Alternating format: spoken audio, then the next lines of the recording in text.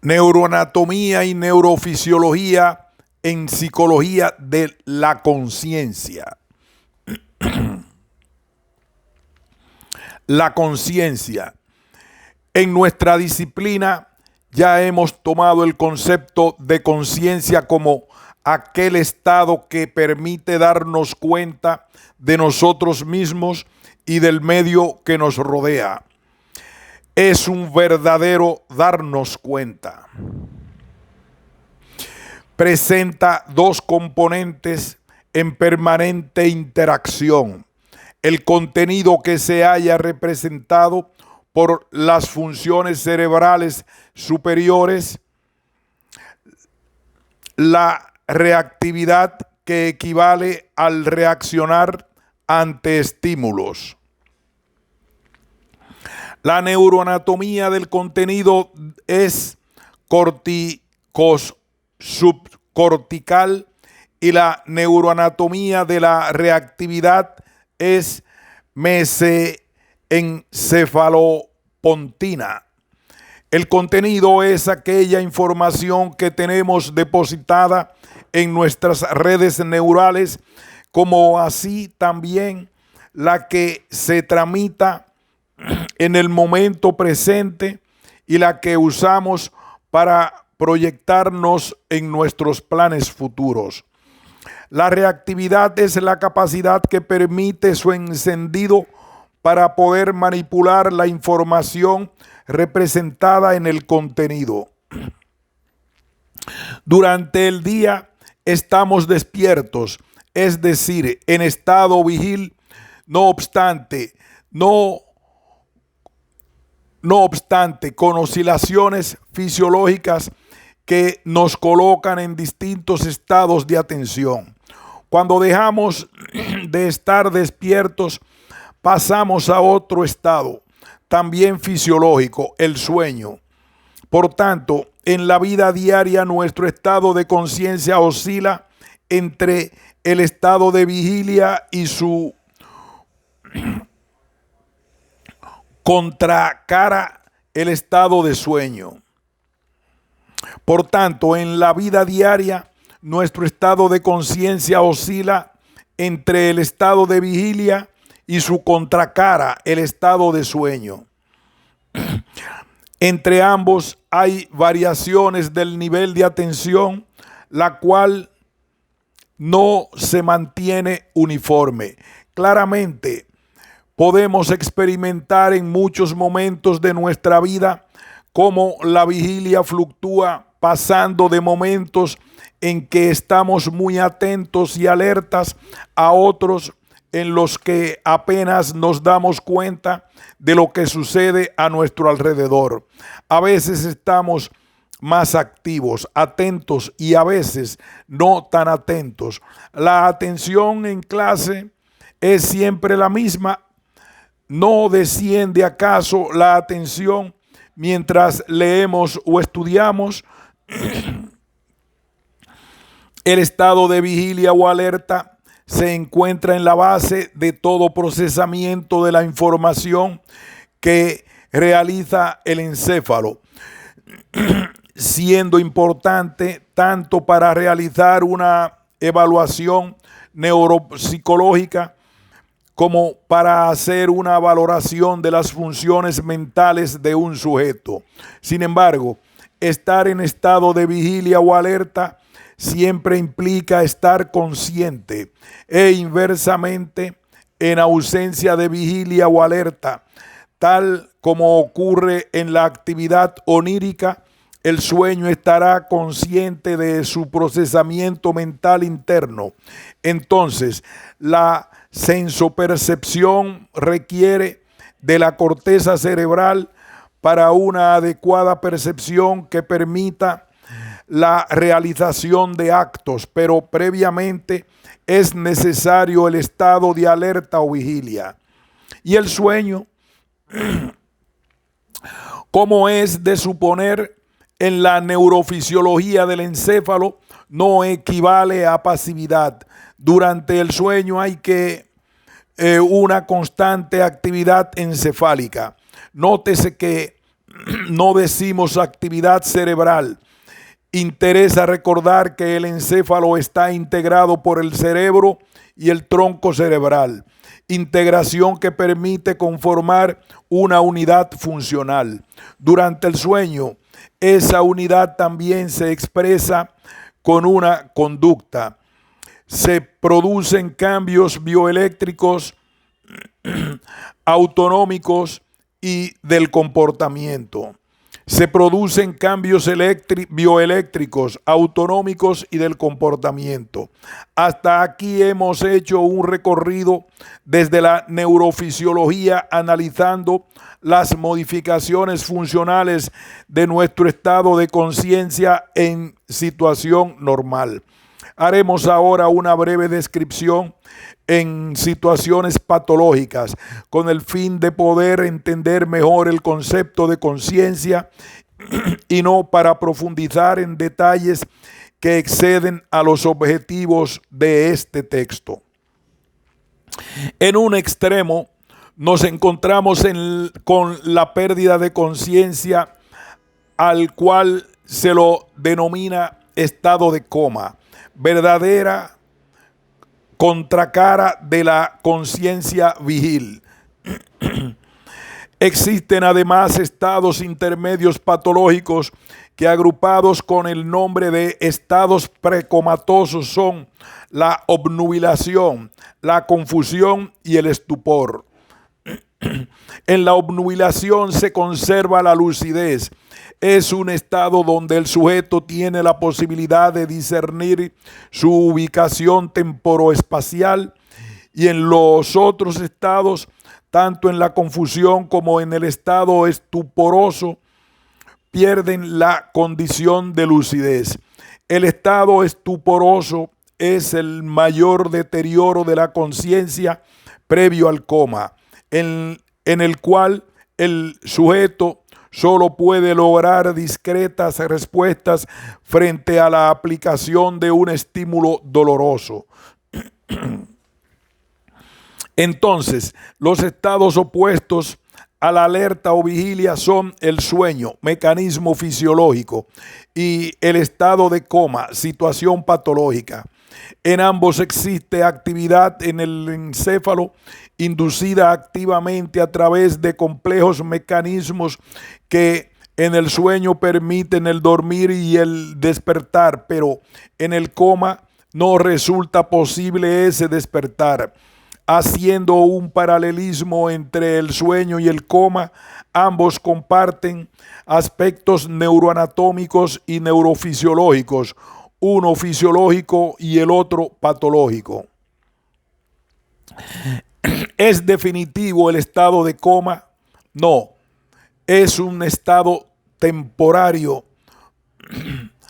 Luego de un tiempo presenta varias posibilidades evolutivas: recuperación, con retorno a la normalidad o portando diferentes secuelas, desde las más leves pasando por las moderadas hasta las más graves secuelas del estado de conciencia, como el caso del estado vegetativo.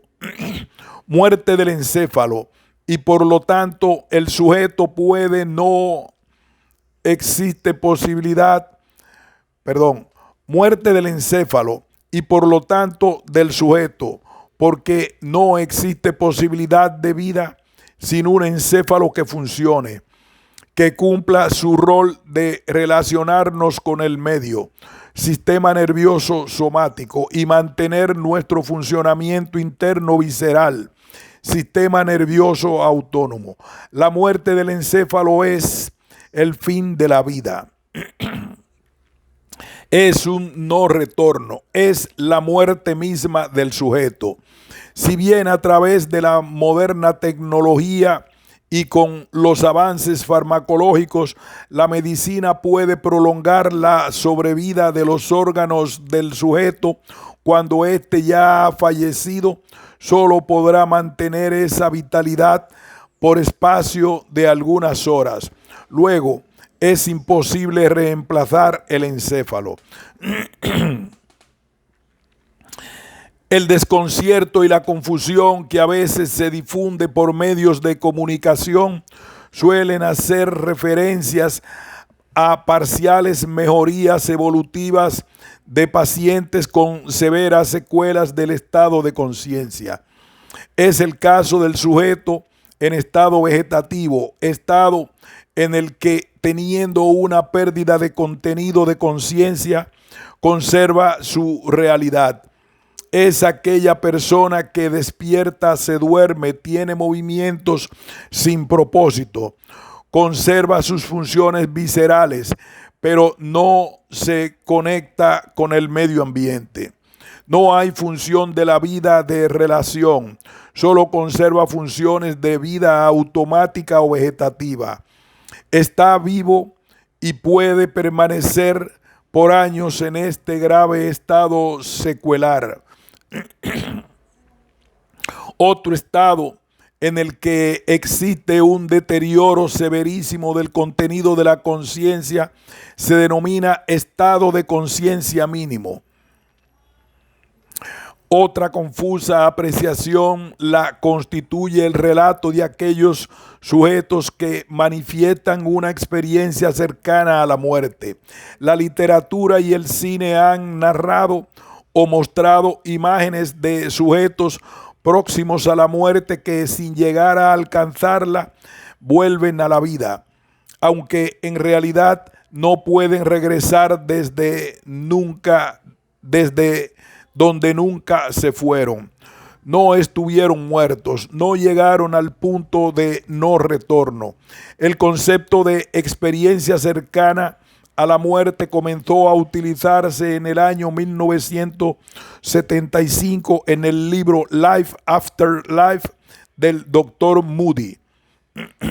Es una vivencia que muchos sujetos han relatado y donde asocian una sensación de calma y serenidad en presencia de una profunda iluminación dentro de un espacio similar a un túnel y donde en algunos casos se encuentran con seres queridos.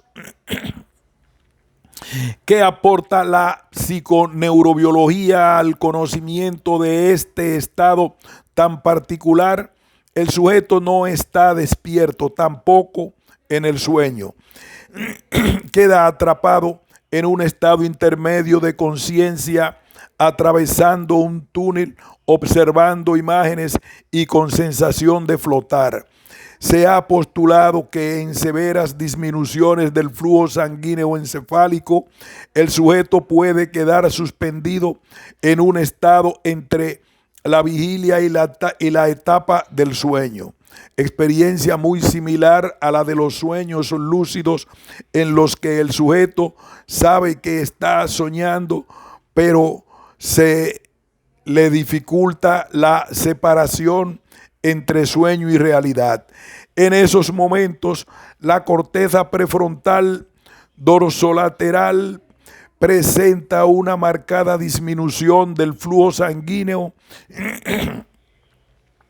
y al decaer notoriamente su actividad no resulta posible mantener la función de control ejecutivo sobre el resto del encéfalo. Así aparecen las representaciones extrañas con hechos insólitos que suelen sorprender. En tanto, el descenso de la irrigación de la retina desde la periferia hacia el centro produce en el sujeto la sensación de una luz al final de un túnel, ya que conserva solo la visión central. Y como al mismo tiempo se desactiva la corteza temporoparietal, normalmente encargada de ubicar nuestro cuerpo en el espacio, comienza a sentirse una extraña sensación de liviandad, levitación y hasta de salirse de su propio cuerpo, comparable a la clásica sensación de volar.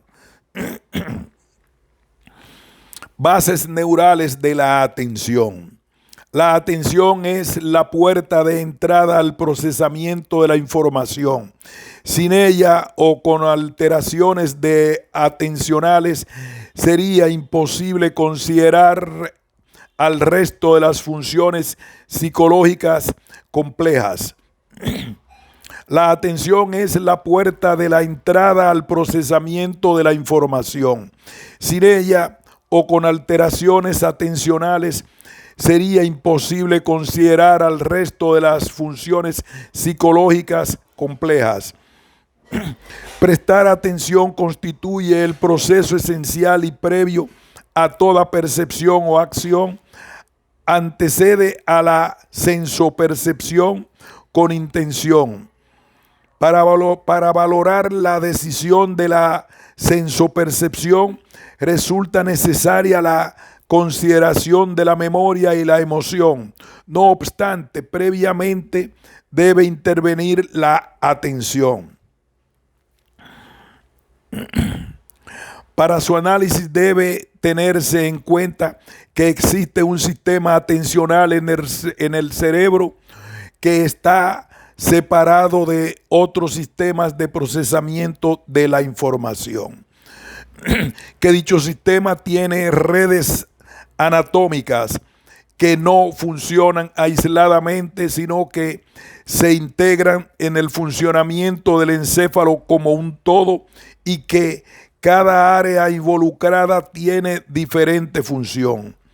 Siguiendo la descripción del sistema multicomponente de la atención, Posner estableció 3 redes neuroanatómicas y neurofisiológicas.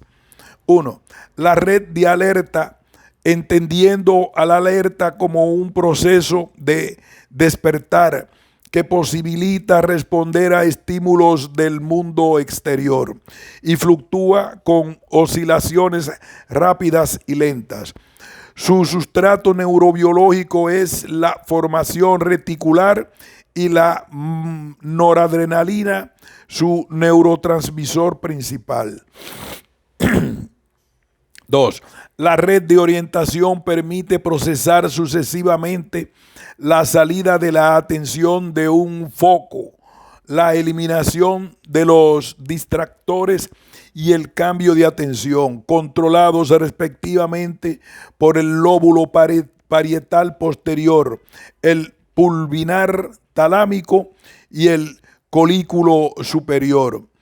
Es una red proyectada sobre la región posterior del encéfalo. 3. La red ejecutiva es el componente efector que termina por ejecutar la atención. Representa la parte activa del prestar atención.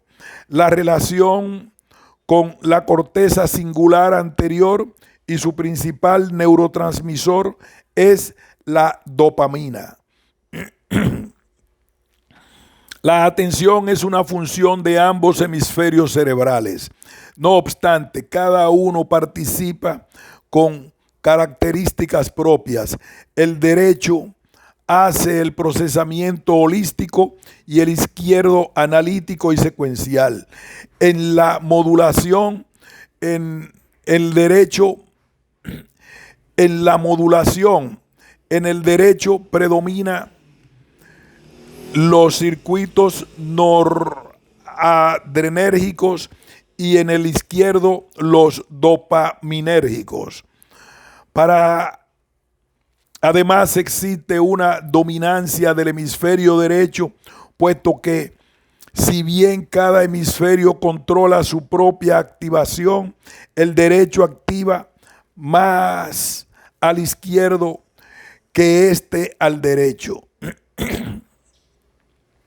Entre las afecciones de la atención merece destacarse aquellos trastornos evolutivos del desarrollo como los trastornos de atención con hiperactividad y los adquiridos como los trastornos de heminegligencia. La conciencia es un proceso separado de la atención. La atención es un requisito necesario para acceder a la conciencia. Para que un hecho sea consciente requiere de atención. La experiencia consciente comprende el dar cuenta del medio a través de los sentidos y darse cuenta de sí mismo mediante el lenguaje interno del pensamiento y la imaginería mental. Ambos dependen de darse cuenta y de la capacidad de reportarla. Pero también existen estados no conscientes donde el sujeto no puede ser capaz de reportar la presencia de un estímulo. No obstante, es percibido por los sentidos y por el encéfalo, asociándose respuestas físico-sociológicas y conductuales. Pero también existen estados no conscientes donde el sujeto no puede ser capaz de reportar la presencia de un estímulo.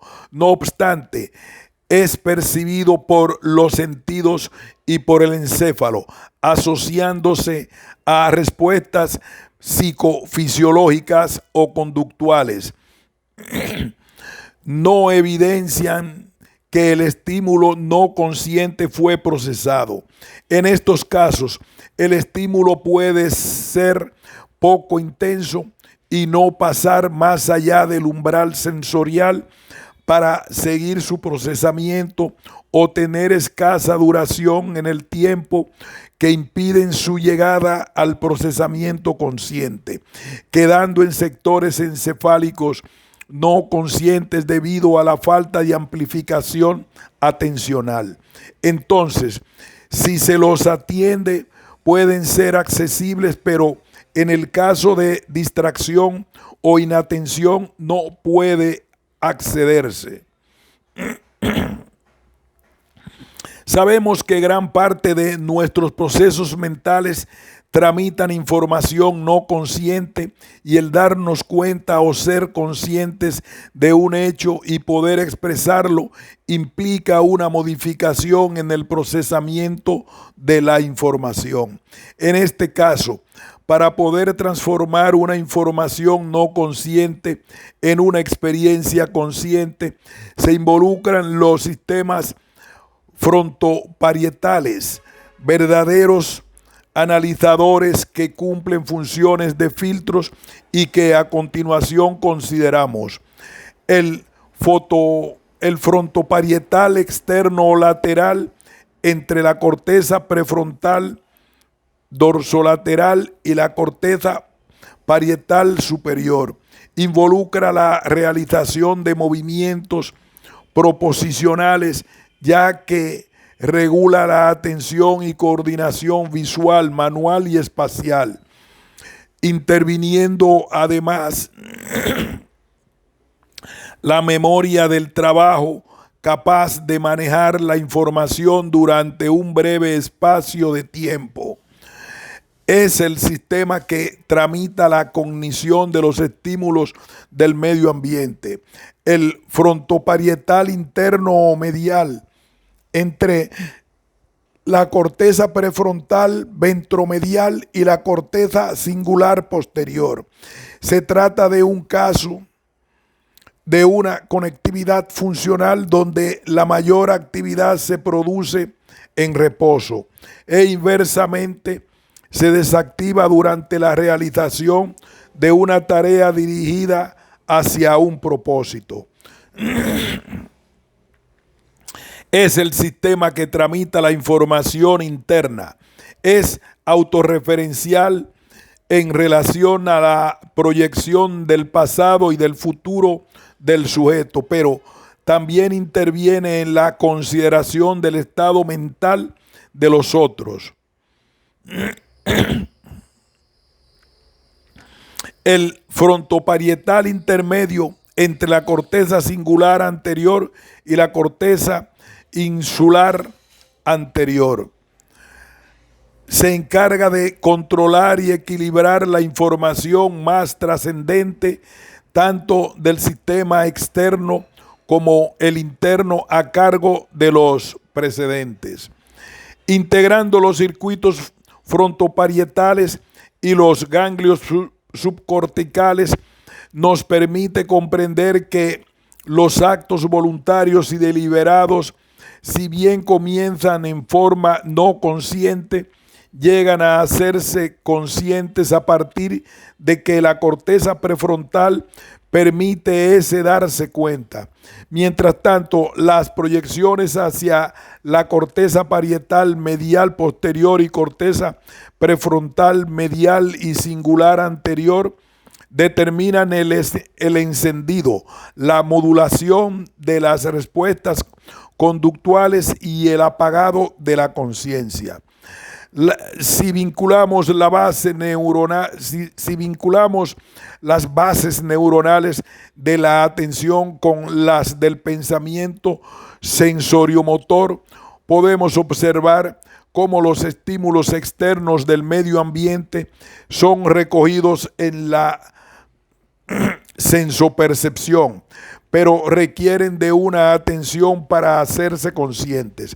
De igual modo, el inicio de una acción voluntaria requiere de una experiencia subjetiva que sea capaz de considerar la provocación de una respuesta en el medio. Para ello, si bien interviene la corteza prefrontal, esta debe recoger referencias de la corteza parietal que permitan corregir y monitorear la acción, y también aferencias subcorticales talámicas que aseguren un adecuado nivel atencional. Bases neuronales del sueño. Si bien el sueño es una función del cerebro, su estudio merece abordarse en forma interdisciplinaria. Participa la neurofisiología, la psicología y la antropología entre todas las disciplinas. La antropología ha podido determinar la diversidad de interpretaciones que se han ofrecido a los sueños a lo largo de la historia y a través de muchas culturas, especialmente las no occidentales. Durante el sueño, el cerebro no está durmiendo. Por el contrario, presenta una actividad cualitativamente distinta a la de la vigilia. Los estados de conciencia del individuo en la vigilia y en el sueño son diferentes, y cada día se conoce mejor su neurofisiología y neuroquímica. El sueño tiene una estructura o arquitectura definida que oscila entre etapas no-mor y mor, movimientos oculares rápidos. Esta última está estrechamente relacionada con los sueños. A pesar de las posturas reduccionistas cognitivas o neurofisiológicas, el estudio de los estados de conciencia cerebrales han sido y deberían seguir siendo una labor interdisciplinaria. La ciencia se ha acercado a su contenido con metodologías innovadoras como el análisis formal, el cual se basa en un estadio estadístico de ciertas características sensoriales, motores, orientación, memoria, argumento, emociones, que presentan los sueños de muchos sujetos y que han sido recogidos en situaciones de estudio. En psiconeurobiología resulta fundamental abordar tres aspectos esenciales que permiten comprender y analizar la actividad encefálica en este momento tan importante de nuestra vida. ¿Para qué dormimos? ¿Cómo hacemos para dormir? ¿Qué sucede cuando estamos durmiendo? Preguntas que podríamos responder si conocemos las funciones del sueño, los mecanismos encefálicos que lo regulan y las etapas que transita el sujeto mientras duerme. Muchas veces, en situaciones especiales de nuestra vida, nos hemos preguntado, ¿sueño o realidad? La edificación en esa realidad que nuestro cerebro construye se inicia en el proceso perceptivo a través de un sentido o de varios asociados y culmina con los recortes y agregados que el mismo cerebro va realizando acorde a las funciones que le permita su estructura. Y así transcurre la vida. ¿Qué es la vida? Un frenesí. ¿Qué es la vida? Una ilusión, una sombra, una ficción. Y el mayor bien es pequeño, que toda la vida es sueño, y los sueños, sueños son. Calderón de la Barca, siglo XVII. Como fue expresado, el sueño tiene dos etapas, según existan o no movimientos oculares rápidos que se denominan MOR y no MOR, o REM y no REM, según su abreviatura en inglés, Rapid Eye Movement. Cada etapa presenta características tan diferentes que permiten analizar la neurofisiología del encéfalo en tres estados diferentes a lo largo del día: el de la vigilia, el del sueño y el del sueño no REM. ¿Qué sucede cuando no estamos durmiendo? ¿Qué ocurre en los momentos que permanecemos despiertos con los ojos cerrados y representándonos imágenes? Momentos en que no estamos soñando, estamos imaginando. Existe una similitud neurofisiológica que responde a nuestra neuroanatomía entre el procesamiento onírico y la imaginación. Existe una similitud neurofisiológica que responde a nuestra neuroanatomía entre el procesamiento onírico y la imaginación. Similitud que se comparte también con la percepción de las imágenes del medio. En los tres procesos utilizamos las mismas bases neuronales. Las tres actividades tienen en común al procesamiento visual, principal sentido del encéfalo humano. Ya vimos en el capítulo anterior cuando Aristóteles nos advertía que era el más importante de los sentidos. Luego, la ciencia fue demostrando los motivos por los que Juan Cuatrecasas expresaba el concepto de encéfalo óptico. La mayoría de las células y conexiones encefálicas lo justifican, y por eso imaginamos y soñamos con un contenido prioritariamente visual, el mismo que también utilizamos predominantemente para comprender la realidad. Esa similitud neurofisiológica responde a nuestra neuroanatomía, donde se apoya el procesamiento onírico, la imaginación y la percepción.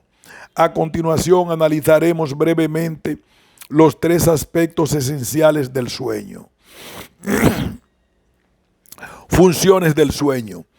Mucho se ha escrito en relación a la importancia del sueño para nuestra vida. Incluso nosotros mismos sabemos por propia experiencia que mucho se ha escrito en relación a la importancia del sueño para nuestra vida. Incluso nosotros mismos sabemos por propia experiencia lo que nos sucede cuando, por el motivo que sea, nos privamos de horas tan importantes para nuestra neurofisiología. En forma general, las funciones del sueño son: disminuir el metabolismo para la reparación y el descanso del cerebro, desarrollar el crecimiento del cerebro y consolidar el aprendizaje. La disminución del metabolismo del cerebro durante el sueño se produce durante el sueño no REM y en forma regional, de modo que las regiones que fueron más activas durante el día necesitan descansar más durante el sueño, hecho que puede comprobarse a través del registro de actividad bioeléctrica cerebral, registro electroencefalográfico. Si bien a través de este registro puede evidenciarse la presencia de ritmos lentos de descanso durante el sueño, estos serán más lentos en las regiones cerebrales que estuvieron más activas durante la vigilia. Respecto a la importancia del sueño en el crecimiento y desarrollo cerebral, merece destacarse la cantidad de horas de sueño de un recién nacido respecto a la de un adulto, especialmente la del sueño REM, que siendo muy abundante en el neonato, disminuye paulatinamente de duración a medida que aumenta la edad cronológica del sujeto. En relación al aprendizaje, interesa destacar la relación existente entre el sueño y la memoria. Hace muchos años ya se demostraba que los estudiantes aprendían mejor si entre el aprendizaje y el recuerdo pasaban horas de sueño. Por eso, siempre se obtendrán mejores resultados si el sujeto transcurre horas de sueño entre el aprendizaje y el recuerdo que si permanece en vigilia. Así como existen diferentes periodos durante el sueño, también existen diferentes tipos de memoria. No hay un sueño único, como tampoco una única memoria. Por eso, si bien no resulta sencillo relacionar en forma categórica al aprendizaje con el sueño REM o con el no REM, muchos autores se inclinan por relacionar la importancia del sueño REM con la memoria procedimental y el no REM con la declarativa. Cruzando aspectos neuroanatómicos y neurofisiológicos, resulta posible resumir las similitudes y diferencias del sueño REM y no REM. En el sueño REM se activan estructuras relacionadas con la memoria emocional, tal como la corteza singular anterior y el complejo amigdalino. Probablemente sea el motivo por el cual durante el sueño se activan contenidos oníricos con alta carga emocional. Y también el hecho que los sueños suelen estar asociados a estados emocionales. También es el sueño REM el que se lo suele asociar con la memoria procedimental, al punto que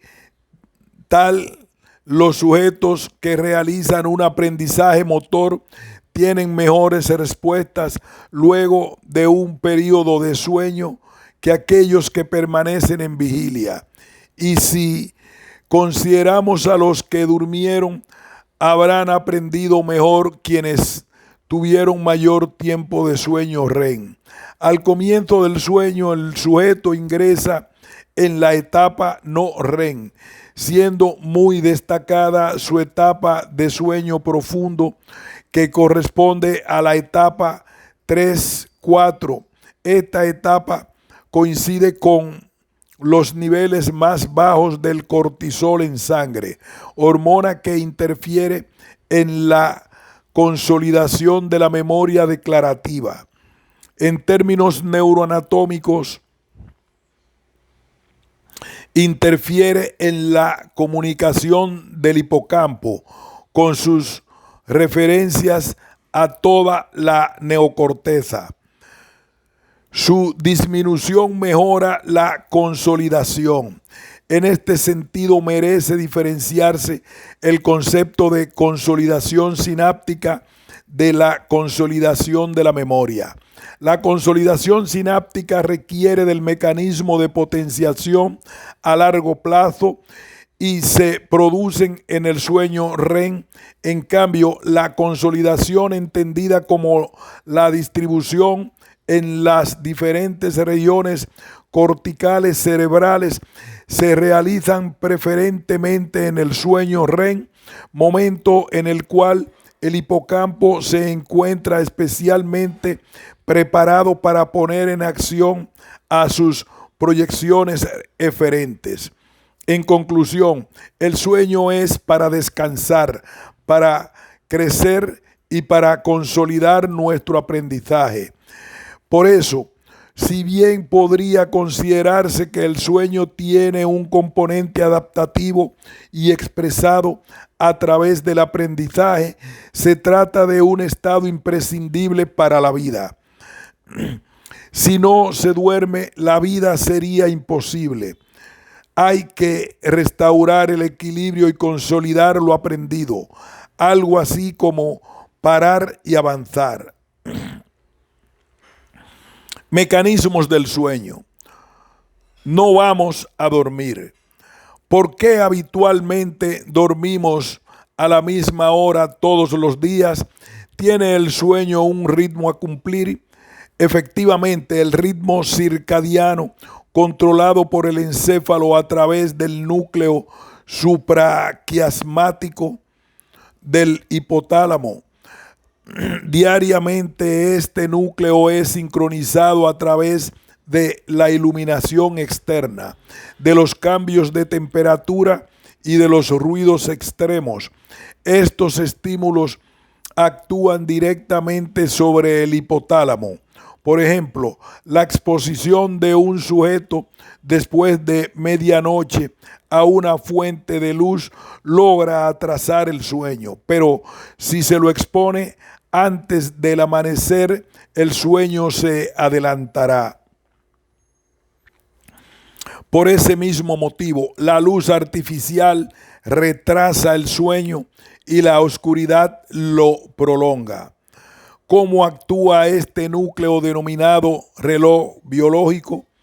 Las células del supraquiasmático reciben aferencias visuales desde las células ganglionales de la retina a través de la vía retinohipotalámica directa. En tanto, desde el cuerpo geniculado lateral del tálamo por medio de la vía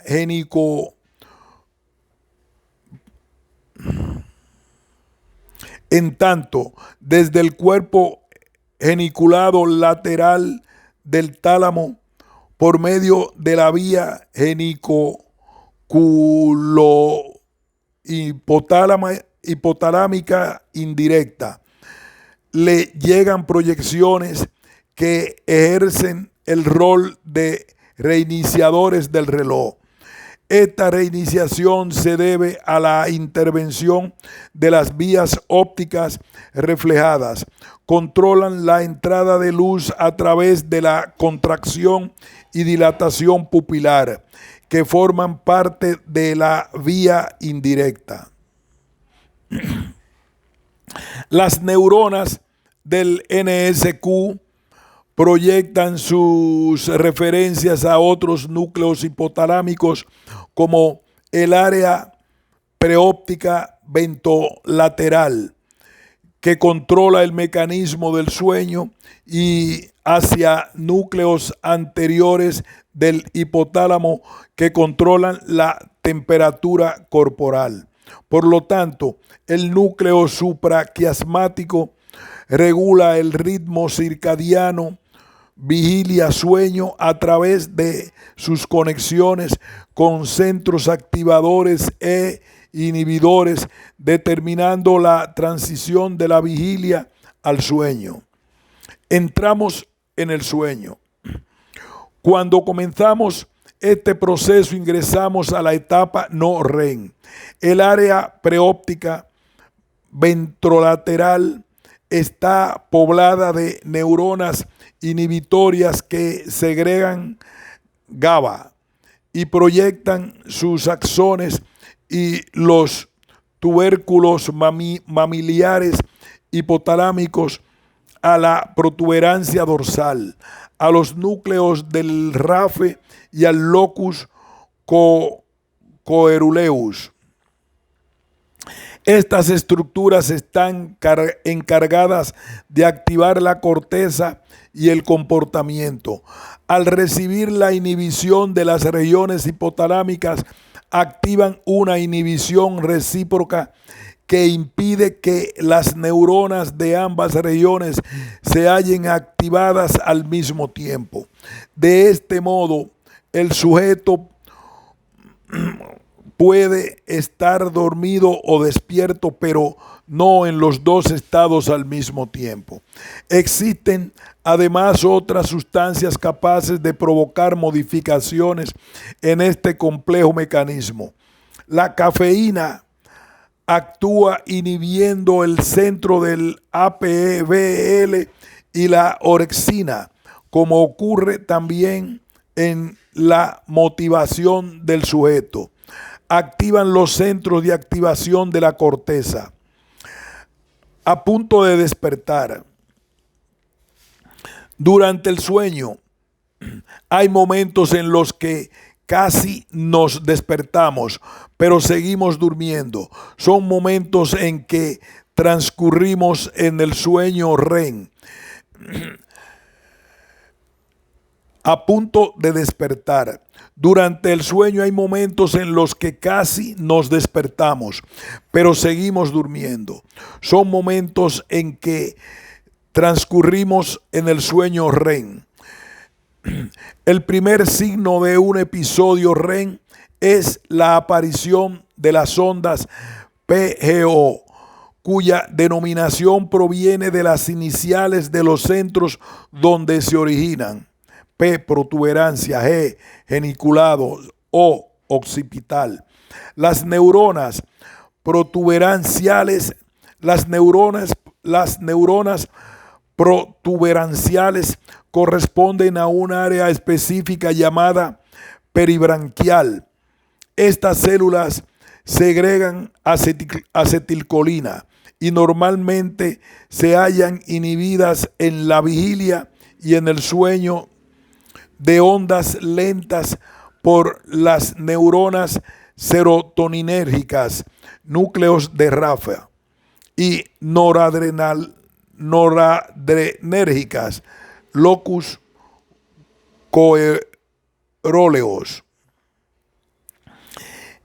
Desde el área peribranquial, las neuronas proyectan sus axones hacia la formación reticular póntica y de ahí hacia diferentes regiones encefálicas.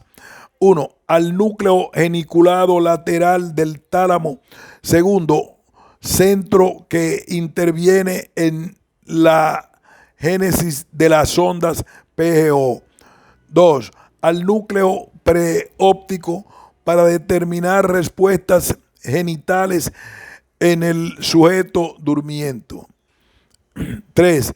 El mesencéfalo para provocar los movimientos oculares rápidos. Y 4.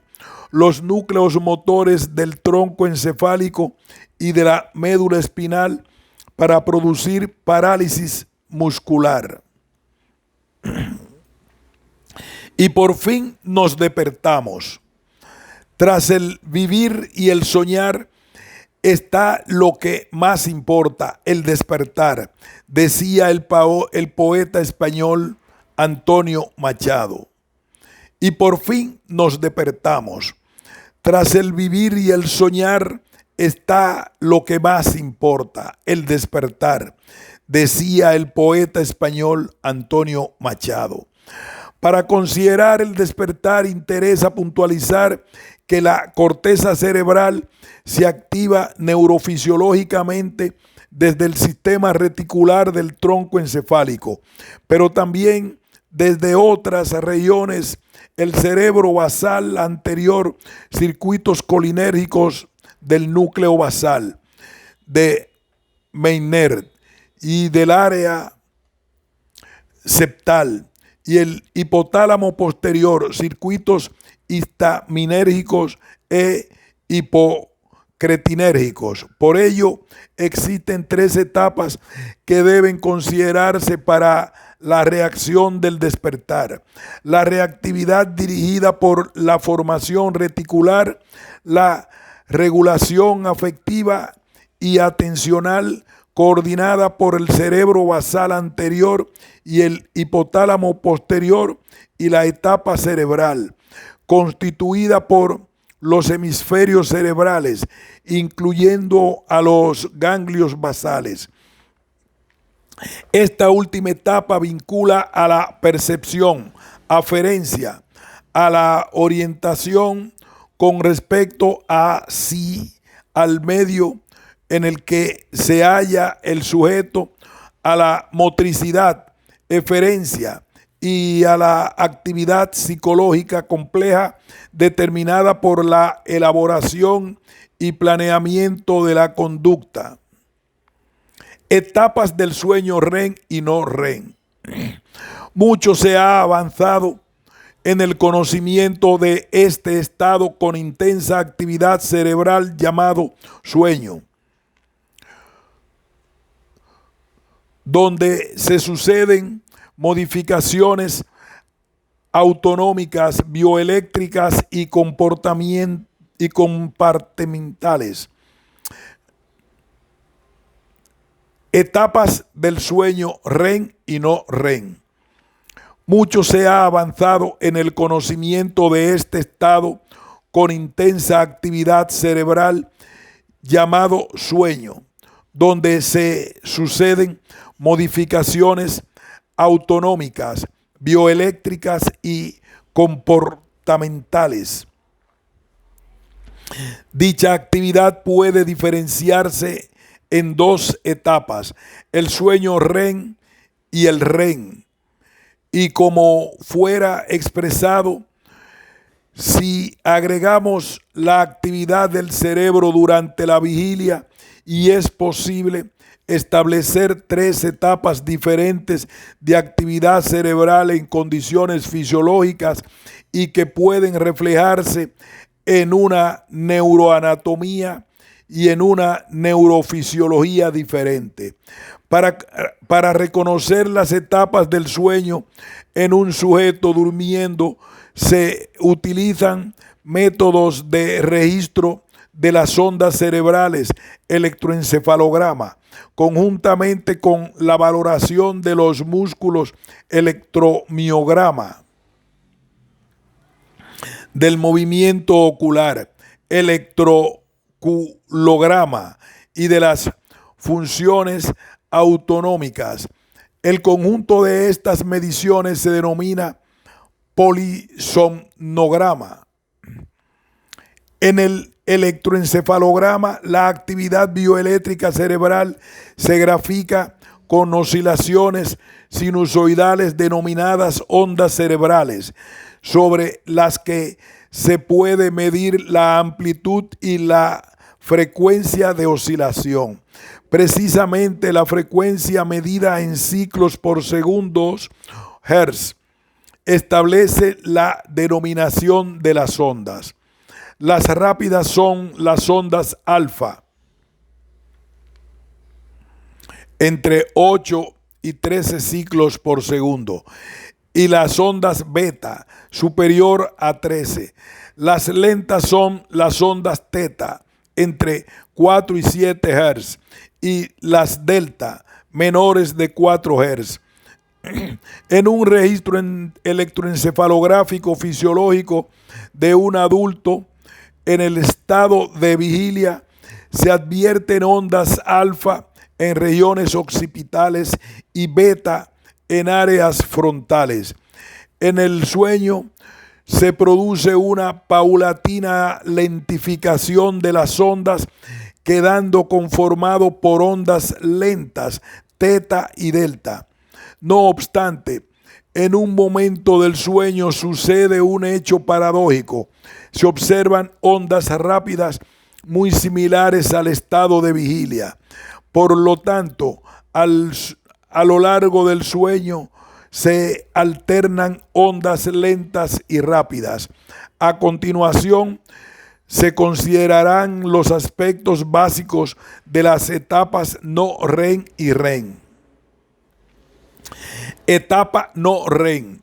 El sueño no REM representa 4 fases, las cuales se diferencian claramente en el registro que se le realiza al durmiente. Cada fase tiene una característica gráfica diferente, detalles que exceden al objetivo de este libro. No obstante, merece destacarse que a medida que avanza el sueño desde la fase 1 a la 4, se produce progresivamente un entendimiento del ritmo, es decir, una lentificación de las ondas cerebrales, llegando a ser más lentas en la fase 4. Entre las principales características de cada fase podemos mencionar fase 1.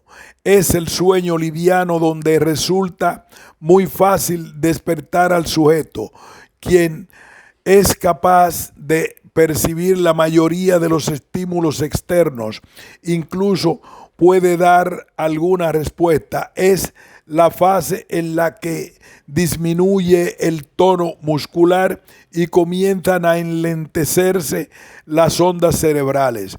No es una fase reparadora. Fase 2. En esta fase el tálamo impide la entrada de estímulos, por lo tanto permite la desconexión del exterior y disminuye más aún el tono muscular. Es una fase donde el efecto reparador solo es parcial. Tanto la fase 1 como la fase 2 son eliminadas en el sueño no REM, cuando el sujeto pasa mucho tiempo sin dormir. En estos casos, el cerebro solo utiliza las etapas 3 y 4, las cuales son consideradas imprescindibles y constituyen el momento donde las ondas cerebrales son muy lentas, más aún en la fase 4. En estas etapas se bloquea aún más la entrada de estímulos externos y desciende más todavía el tono muscular. Si se despierta al durmiente en estos momentos, se sentirá muy desorientado y confuso, sobre todo cuando se lo despierta en la fase 4 del primer ciclo del sueño. En esa fase 4 pueden producirse algunos ensueños. No obstante, en forma inespecífica y rudimentaria, no se forman historias y solo pueden aparecer figuras o imágenes. En general, el sueño lento se caracteriza por la presencia de ondas delta que se generan desde la corteza y por los usos de sueño que se generan desde el tálamo. Etapa REM. El sueño REM se caracteriza por la presentación de un registro electroencefalográfico desincronizado, similar al estado de vigilia del sujeto. Por este motivo, el sueño REM se lo denomina también como sueño paradójico, ya que es una verdadera paradoja observar el registro en el que el sujeto está durmiendo, pero electroencefalográficamente se lo puede considerar despierto. En esta fase, el sujeto 1 carece de tono muscular, por lo que es imposible la movilización. 2. Presencia de movimientos oculares rápidos. 3.